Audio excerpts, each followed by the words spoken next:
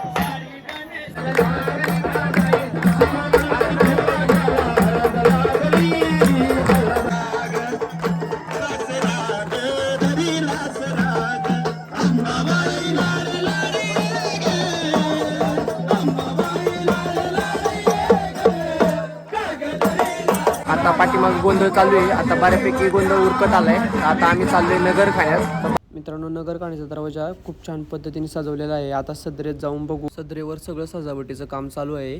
आता उद्याची तयारी तर खूप चांगल्या पद्धतीने झालेली दिसत आहे. इथं राजांच्या सिंहासनाचं सजावटीचं काम चालू आहे. सर्व शिवभक्त खूप चांगल्या पद्धतीने सजावट करत आहे. मित्रांनो, आता वाजलेत पहाटेच्या 5:30. मस्त असं झोप वगैरे झाली. झोप झाली आहे म्हणता येणार नाही, पूर्ण थंडीने गारठून गेलो. इथं आमच्या कार्यकर्त्यांनी तर काय अंगा वगैरे आणलं नाही. आम्ही आता राजमहालच्या इथं झोपलो होतो. आता चाललोय टकमक टोकाकडं. तर बघा पुढे ब्लॉग. आता आपण आलोय टकमक टोकाकडे. आता इथून एक सुंदर असा नजारा दिसतोय. तुम्हाला आता व्ह्यू दाखवतो.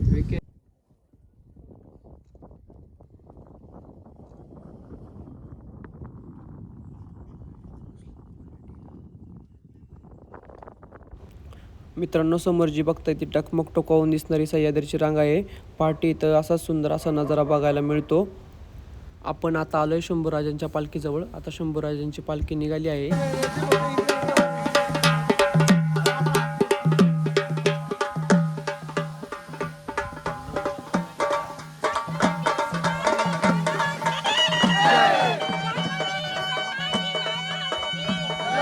आता बऱ्यापैकी सर्वजण आले आहेत. आता थोड्या वेळात नगरखान्यातला कार्यक्रम चालू होईल. इथं ढोल ताशाच्या गजरात शंभूराजांच्या पालखीची मिरवणूक निघाली आहे.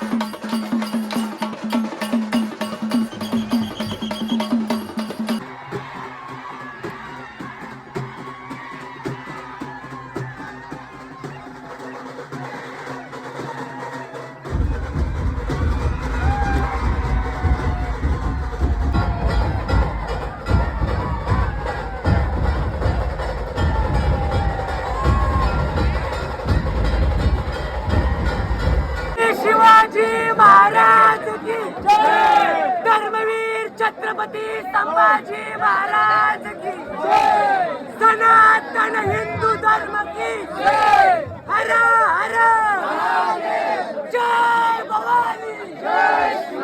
मित्रांनो, आता नगर गाण्यात भांडारा वगैरे उधळून झालाय. आता पुढं मनाला समाधान वाटतंय, कारण का भांडारा उधळला, हे कपाळ लागलं मिळेल भारी वाटतं. आता चालले आम्ही महाराजांच्या समाधीकडं आणि समाधी स्थळावर जाऊन दर्शन घेऊन मग आता ब्लॉगची एंड होणार आहे. तर बघा, आपण आलो आता जगदीश्वराच्या मंदिरापाशी. लय गर्दी असल्यामुळे आपण बाहेरून दर्शन घेऊ, डायरेक्ट महाराजांच्या समाधी स्थळापाशी जाऊ.